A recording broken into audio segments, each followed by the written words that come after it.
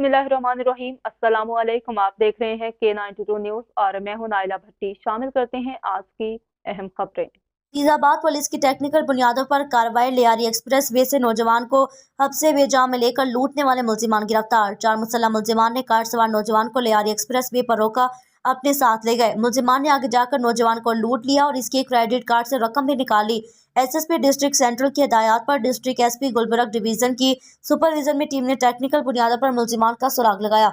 मुलजिमान को grade station के पास से गिरफ्तार कर लिया। मुलजिमान की शिनाख्त अता मोहम्मद वल्द आगा मोहम्मद नवीद वल्द अख्तर मोहम्मद रहमत वल्द मोहम्मद असलम के नामों से हुई। मुलजिमान के कब्जे से 3 अदद TT pistol, 30 bore load magazine, लूटी हुई रकम, 4 अदद मोबाइल फोन समेत एक टोयोटा कोरोला कार भी बरामद कर ली गई।